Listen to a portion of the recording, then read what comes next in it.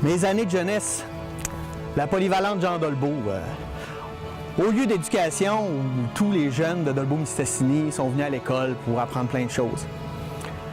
Juste là, avec Thérèse Plante, on pouvait danser puis préparer les spectacles. Dans la classe ici, je me rappellerai toujours qu'Henri-Paul Auger nous enseignait la catéchèse, discipline qui ne s'enseigne plus aujourd'hui. Plein de souvenirs marquants, les premières amours, les premières gangs. Ici, dans ce parking-là, j'arrivais de Sainte-Marguerite-Marie à tous les matins. Je repartais le soir en autobus. Une des plus belles périodes de ma vie. Pour moi, puis pour plein de jeunes. Aujourd'hui, à Perspective 125, on va vous parler d'éducation.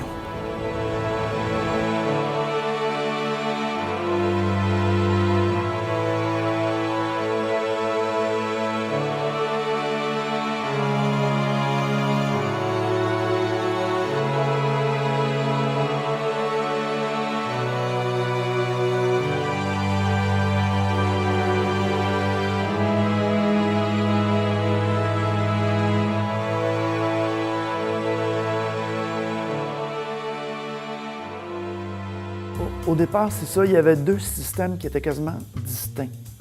Tu avais les villages. Quand je parle des villages, c'est vraiment le cœur du village où il y avait l'église, puis le forgeron, puis le magasin général.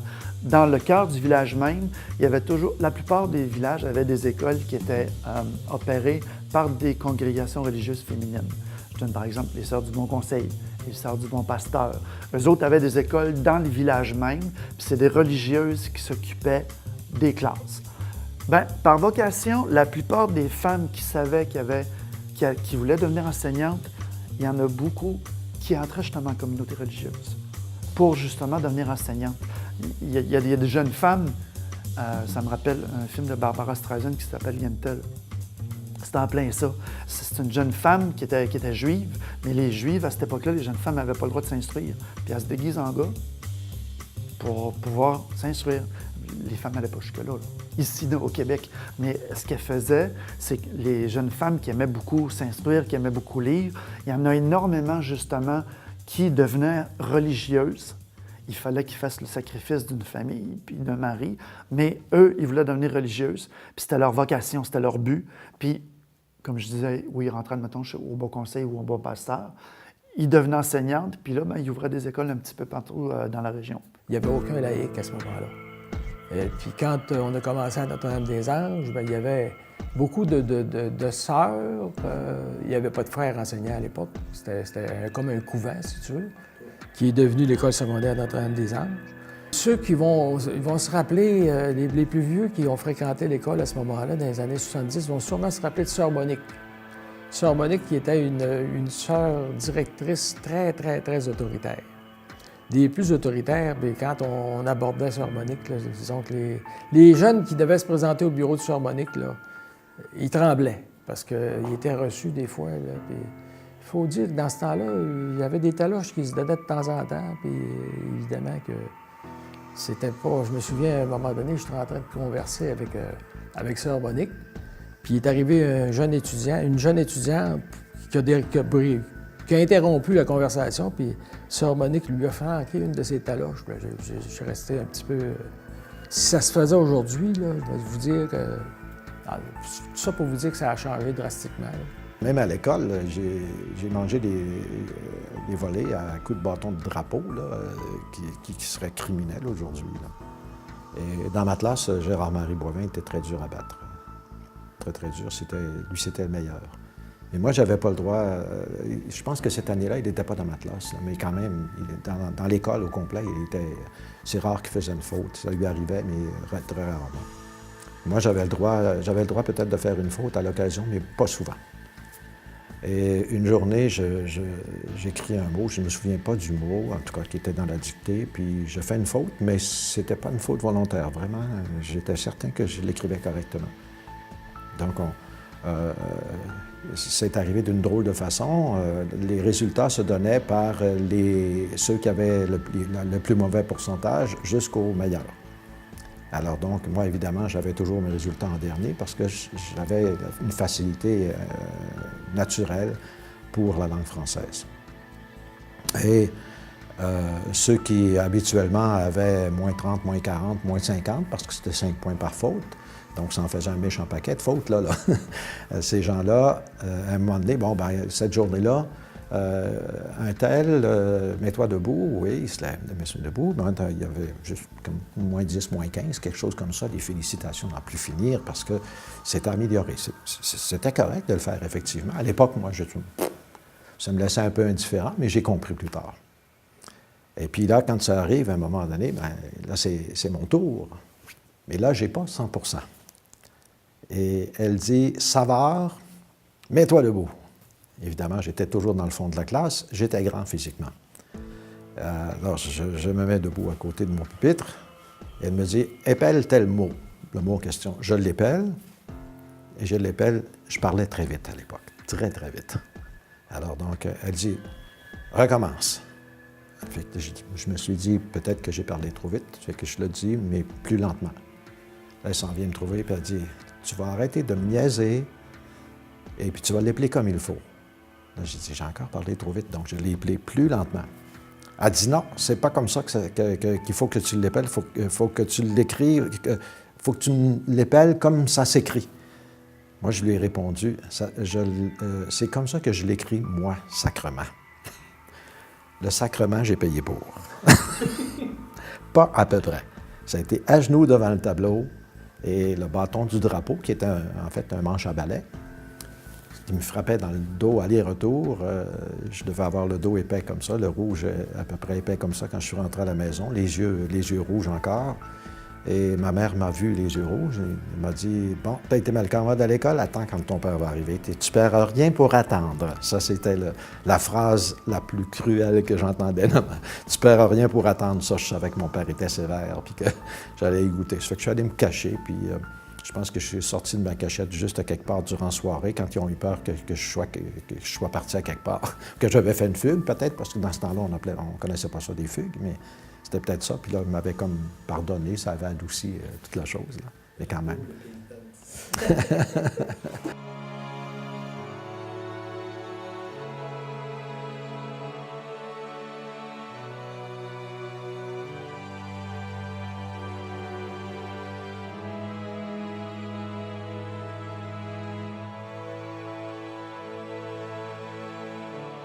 Dans les rangs, c'était complètement un autre système. C'est pour ça que je dis que c'était différent. Dans les rangs, on avait ce qu'on appelait les écoles de rang. Puis plus il y avait de familles dans le rang, plus il y avait d'écoles. Parce que des fois, il pouvait même avoir 2 ou 3 écoles de rang dispersées le long du chemin. Mais là, ce n'était pas des religieuses qui s'occupaient des écoles, c'était des institutrices. Ces institutrices-là étaient formées dans ce qu'on appelait les écoles normales. Il y en avait une, par exemple, à Roberval, il y en avait une à Chicoutimi. Donc, c'était des jeunes femmes de 16-17 ans qui allaient à ce qu'on appelait une école normale. C'est là qu'elles apprenaient à être enseignantes. Puis quand ils recevaient leur brevet d'enseignement, bien là, ils pouvaient travailler dans des écoles de rang. Ça fait que c'est comme ça vraiment que ça fonctionnait. Ça ne faisait pas des longues carrières parce que, comme je disais, les jeunes femmes, ma mère, c'est ce qu'elle a fait. Elle a été enseignante de 17 à 21 ans. Puis à 21 ans, c'était vraiment, encore là, quand tu lis les rapports d'inspecteurs ou les annales que les curés tenaient dans leur paroisse, ça, c'était comme automatique. Puis j'ai vraiment jamais compris pourquoi. Aussitôt que la femme se mariait, elle ne pouvait plus enseigner. Parce qu'à partir, c'est cru à dire, là, à partir du moment où est-ce qu'elle se mariait, sa seule job, c'était de s'occuper de son mari, puis de ses futurs enfants, puis de la maison. Donc, c'était impensable qu'une femme mariée ait le droit de travailler puis d'avoir des revenus. C'était vraiment social. C'est pas parce qu'elle n'était plus capable d'enseigner, là. C'était vraiment une ségrégation. Les femmes, à partir du moment où est-ce qu'ils sont mariés, ils n'ont plus le droit de travailler. C'est l'homme qui rapporte l'argent, puis la femme, elle s'occupe de faire à manger puis s'occuper des petits. Sauf que c'est à peu près juste dans les années 60, avec la Révolution tranquille, que là, les femmes vont commencer à avoir le droit de s'instruire avec, entre autres, l'arrivée des universités, puis de devenir enseignante. Mais avant les années 60, là, c'était extrêmement rare. Il n'y a pas beaucoup de cas de femmes qui sont restées enseignantes tout en étant mariées. Aujourd'hui, à l'école, on apprend plusieurs choses. De la biologie à la science politique, de l'économie aux mathématiques. Mais à l'époque, c'est pas tout à fait pareil. Les matières étaient beaucoup moins diversifiées et la religion avait une importance capitale. C'était les matières de base. La religion, tout d'abord. L'histoire du Canada. Les maths, le français. En gros, c'était les 4 disciplines, là. Mais ce qu'il faut savoir, c'est qu'une partie importante de l'enseignement, c'était quand même l'enseignement religieux. Il y avait, entre autres, ce qu'on appelait à l'époque le Petit Catéchisme, qui était une série, un livre qu'il fallait comme apprendre par cœur.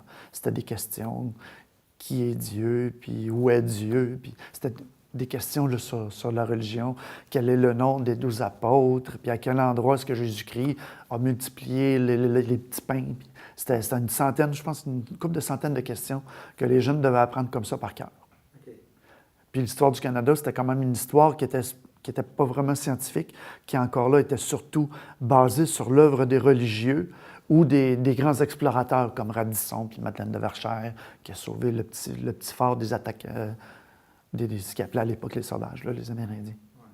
On a tous entendu ces histoires de nos parents qui marchaient des kilomètres pour aller à l'école du rang. Ces petites écoles qu'on retrouve un peu partout donnaient un enseignement de qualité aux jeunes disséminés partout sur le territoire. Mais pourquoi ont-elles disparu? Bien, ce qu'il faut savoir, c'est surtout la mécanisation qui a aidé. Parce que d'une part, encore là, jusqu'en 1950 à peu près, il n'y avait pas de souffleur, puis il n'y avait pas de chasse-neige. Ce qui fait que dans les rangs, jusqu'à des années 50, se promener avec 3-4 pieds de neige, c'était pas facile. Moi, j'ai l'exemple de mes parents, ma mère restait à 1 mille de l'école de rang, puis était comme hiver à y aller à pied, là, parce qu'il n'y avait même pas d'auto. Les autos ne pouvaient pas passer parce qu'il y avait trop de neige. Ce qui fait que la seule façon, dans le fond, que les gens avaient, par exemple, pour venir au village pour assister à la messe, il fallait avoir un cheval, une slé, un traîneau. Mais se promener dans les rangs l'hiver, c'est impossible. C'est juste fin des années 50, début des années 1960, que là, il y a certaines entreprises privées qui vont sortir des camions avec des chasse-neige. Puis à partir du moment où les chasse-neige vont se promener dans les rangs, bien là, on va commencer à construire des écoles plus grosses dans les villages, puis qu'on va fermer peu à peu les écoles de rang. Puis de toute façon, les écoles de rang étaient construites en bois. Puis c'était fait un peu cheap, on va le dire, là, parce que les commissions scolaires n'avaient pas beaucoup d'argent, ce qui fait que les écoles de rang détérioraient quand même assez rapidement. Puis il fallait les reconstruire, puis les reconstruire, tandis que dans les villages, à un moment donné, on a commencé à construire des écoles plus grosses, mais en briques, ce qui pouvait durer là, pas mal plus longtemps. Ce qui fait que c'est surtout la mécanisation qui a fait qu'à un moment donné, dans les années 50-60, on a fermé les écoles de rang pour justement centraliser tout ça dans les villages. Puis au niveau secondaire, c'est la même chose avec la construction des polyvalentes là, à partir des années 60. Bien, à l'école, j'étais bon. J'avais beaucoup de mémoire. Ça fait que là, j'étais toujours premier ou deuxième là, avec un autre de mes voisins, Marc Moisan. Puis quand Marc Moisan est parti, bien là, je suis devenu le kingpin, comme on dit, parce que là, mon plus grand adversaire était plus là. Ça fait que j'étais un peu un petit chien savant là, qui apprenait par cœur bien des affaires. Puis j'ai aimé ça parce que là, pour moi, l'école, c'était hyper plaisant. On apprenait des affaires, etc. Puis j'avais de la facilité. Ça fait que, en plus, j'allais à l'école à pied. On était juste en face là, du collège, puis on était peut-être à 1000 pieds du couvent au tout début. Au début, nous autres, ça s'appelait... nous autres, on a commencé au couvent des Sœurs pour faire la première à troisième année. Je me rappelle de toutes mes maîtresses d'école. Puis après ça, on est allé à ce qu'on appelait Saint-Tarcisius, qui est devenu par la suite... Marius Paré, mais on était juste à côté. Puis l'hiver, on allait gratter la patinoire, là, parce que nous, on était prêts, qu'on était réquisitionnés pour aller gratter la patinoire avec des espèces de grosses grattes en métal. Là. Mais je garde des bons souvenirs de tout ça. Puis je me rappelle, entre autres, d'un souvenir. L'hiver, on jouait au ballon à l'intérieur, puis il y avait des statues. Puis il y avait une statue du Vénérable de Lamennais. Puis là, un bon moment donné, il y a quelqu'un, je pense que c'est Serge Marceau, mais je suis pas sûr, mais je pense que c'est lui. Je pense pas mal sûr que c'est lui, qui avait donné un coup de pied sur le ballon. Puis là, le ballon est arrivé sur la statue du Vénérable de Lamennais. Puis là, la statue a commencé à faire ça comme ça. Là. Puis là, nous autres, on savait que si la statue tombait, pour moi, on mourrait toutes, là, parce que là, si le Vénérable avait tombé, là, on était morts. Puis finalement, il a arrêté de basculer, puis il s'est replacé. Là, ça. Moi, j'ai été, oui, c'est ça. J'ai fait mon école ici à Sainte-Thérèse les premières années. Par la suite, on est allé à Saint-Tarcisius, qui est devenu Marius Paré par la suite. Et puis, j'ai été au Juvénat, une année ici à Dolbeau. Puis, j'ai été du début de Jean Dolbeau en 62, 63, à ce moment-là. Je faisais mon cours classique à ce moment-là. Le cours classique, c'était il y avait les éléments latins. On apprenait le latin et le grec. Puis la formation, c'était 8 années de formation qui menaient, si tu veux, aux professions. Généralement, c'était prêtre ou encore notaire, avocat. Ou, en tout cas, c'était les principales professions à l'époque. Je me souviens qu'au Juvénat, j'avais fini le premier de classe, le premier mois. Puis ma grand-mère était venue me donner une petite réplique du pape de l'époque. Puis elle pensait que j'allais évidemment me diriger vers les ordres religieux, parce que ça en prenait un par famille au moins pour devenir prêtre ou frère. Alors c'est sûr que la religion à ce moment-là était très préoccupante. J'ai commencé à l'école au couvent, Sainte-Thérèse d'Avila, je pense que ça s'appelait. C'était la première année. Ensuite, ça a été Saint-Tarcisius. Et ensuite, on a inauguré l'école Jean Dolbeau. Et à Jean Dolbeau, évidemment, là, c'était la grande école. J'ai eu un professeur français qui s'appelait André Madère et qui était très sévère. Auparavant, à l'école Saint-Tarcisius, j'ai eu M. Beaulieu. M. Beaulieu qui était un professeur très sévère, mais qu'on appréciait après avoir compris pourquoi il était sévère. Et c'était vraiment, vraiment une très bonne chance, je pense, pour quelqu'un de l'avoir comme enseignant. Plus tard aussi, j'ai eu des gens que j'apprécie encore beaucoup, entre autres Angers Milmat, qui est encore un citoyen de ce secteur-ci de la région. Et M. Matt, qui était tout petit, puis qui est encore tout petit, parce que physiquement, lui, il était grand au point de vue connaissance, et évidemment, on était tout jeunes. Il y a eu aussi Henri-Paul Brassard, qui est devenu maire de Dolbeau-Mistassini, de Dolbeau à l'époque, c'est-à-dire, la fusion n'était pas faite. Henri-Paul qui était vraiment très intéressant. Et Henri-Paul était un homme qui aimait beaucoup la politique, beaucoup, beaucoup, beaucoup. Il enseignait l'histoire, c'était pas l'histoire générale, qu'est-ce que c'était exactement? En tout cas, je ne me souviens pas tout à fait de la matière, mais c'était pas une matière qui m'intéressait vraiment. Et lorsque j'en avais plein, là, je commençais à être tanné d'écouter les choses qui ne m'intéressaient pas. Je posais une question sur la politique. Fermais le livre et ça décollait sur la politique. Et c'était vraiment intéressant parce qu'il connaissait vraiment l'histoire politique du Canada et du Québec. Et puis il nous racontait ça. Il était sans doute pas politologue, comme vous l'êtes, mais par contre, pour l'époque, c'était quelqu'un qui connaissait bien le dossier et qui était très intéressant de ce côté-là. Il en mangeait de la politique. Tu sais, quand on le voyait fermer le livre, là, j'étais tellement heureux. J'ai fait le primaire à Saint-Tarcisius, où c'est actuellement les condos, là.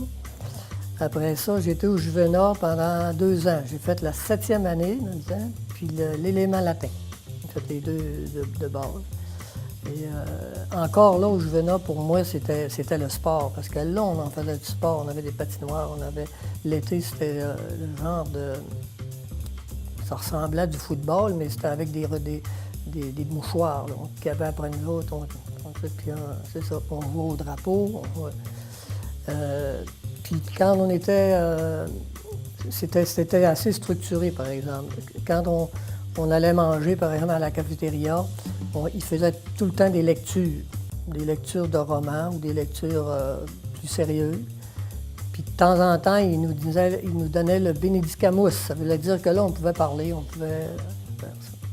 Tu sais, les cours, ils étaient à heure fixe, puis après ça, les devoirs, c'était à heure fixe, puis les prières, puis les couchers, puis le lever, c'était tout le temps bien, bien précis, là.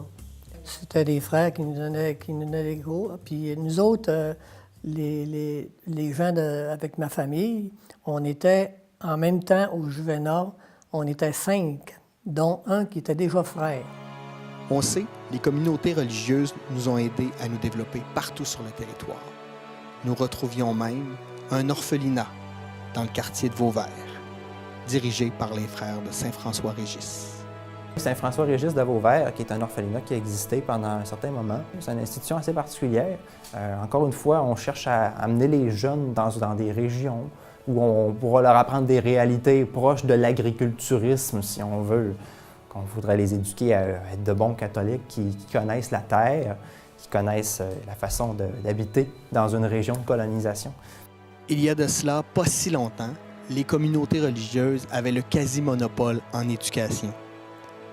Tranquillement, nous allons entrer dans la modernité et laïciser nos écoles. Tout ça va se faire, en partie, grâce à la Révolution tranquille. Comme je disais tout à l'heure, avec la Révolution tranquille, d'une part, enfin, les femmes vont pouvoir devenir enseignantes. Les hommes aussi, on entend bien. Mais c'est ça, la Révolution tranquille, c'est là, dans le fond, où les communautés religieuses vont perdre, comment je dirais, la vocation pourquoi elles avaient été créées. Comme par exemple les communautés religieuses. Ils vont perdre le contrôle des écoles. On va fonder le ministère de l'Éducation, début des années 60 au Québec. Puis à partir de là, c'est l'État qui va prendre en charge les écoles. On va acheter des écoles aux religieux. Puis c'est maintenant, à partir de ce moment-là, c'était des fonctionnaires qui vont prendre en charge les écoles. Même chose sur les hôpitaux. On va acheter, entre autres, les hôpitaux aux Sœurs Augustines. Puis bien, les Sœurs Augustines, à partir de ce moment-là, bien, désolé, vous vous occupez plus des hôpitaux. Maintenant, c'est l'État. Jusqu'à aujourd'hui, c'est encore comme ça d'ailleurs. C'est l'État qui va prendre en charge là, les secteurs importants de l'éducation puis de la santé. Nous, les sœurs étaient sur le point de quitter. OK? Alors, on devait peut-être en avoir 7-8 qui étaient encore présentes. Sœur Monique était l'adjointe de M. Matt, qui était le principal directeur de l'école. Et puis, les enseignantes qui étaient là pouvaient avoir un 25-30 ans d'ancienneté pour la commission scolaire, mais ces personnes-là, normalement, avaient déjà exercé ailleurs. Puis, il y avait une jeune sœur, sœur Lisette, qui était la plus jeune du groupe, qui était aussi parmi nous, mais la majorité, c'était des jeunes. Okay? Quand on a commencé, là, sur un personnel qui devait totaliser environ 50 enseignants, il y avait tout près de 14 jeunes okay, qui commençaient première année. Puis disons que les règles de l'art étaient quelque peu bousculées parce qu'il y avait une espèce de bourrée de croissance, beaucoup de jeunes, beaucoup de jeunes, et puis on manquait un peu de locaux. C'est pour ça que tu as eu à m'amener les préfabs où on donnait l'enseignement professionnel court et long. Le centre social que tu connais très bien parce que tu viens de Mistassini, là, il y avait un autre type de clientèle qui était là. Donc, tu avais Notre-Dame-des-Anges, tu avais le préfab qui était en arrière de l'école Saint-Michel où était installée la scène du Le Haye, puis tu avais le centre social qui était occupé aussi par une autre partie de clientèle. Donc, c'était un complexe intégrant. Puis à l'intérieur de ça, nous étions très serrés. À titre d'exemple, moi, je donnais des cours de catéchèse, OK, à une clientèle qui devait avoir à l'époque 15-16 ans, 44 étudiants en même temps dans un même local qui servait essentiellement à la bibliothèque, où les jeunes étaient face à face au lieu d'être devant moi. Là, j'enseignais avec la bibliothécaire et son adjointe qui était en arrière, qui devait sans aucun doute écouter une couple de cours que j'ai donnés. Donc, c'était ça. C'était réellement un peu beaucoup western quand on a commencé, mais ça s'est affiné avec le temps. Les premières années, évidemment, moi, ma formation, c'était en histoire. Puis, comme il n'y avait pas de poste pur, il y avait quand même des enseignants qui avaient des postes pleins en histoire. On m'a donné de l'anglais comme deuxième matière. Et puis, dans la deuxième année, il y avait une sœur, la sœur Lisette, qui enseignait l'histoire. Puis quand je suis revenu à l'automne de la deuxième année, on m'a offert un poste pur en histoire. Puis là, ben, j'ai découvert, parce que sœur Lisette était partie, ce que j'ai découvert par la suite, c'est qu'elle était sortie de ses sœurs religieuses, puis elle avait pris comme époux le vicaire de la paroisse. Je ne le nommerai pas, là, parce que c'est quand même une famille du coin. Là. Quand on a transféré Notre-Dame-des-Anges, les sœurs, on a eu encore quelques années. Je te dirais, Pierre, peut-être dans les années 80, là, ou fin des années 80, là, où on a pu retrouver systématiquement de religieuses là, à l'école. Moi, j'ai enseigné 33 ans.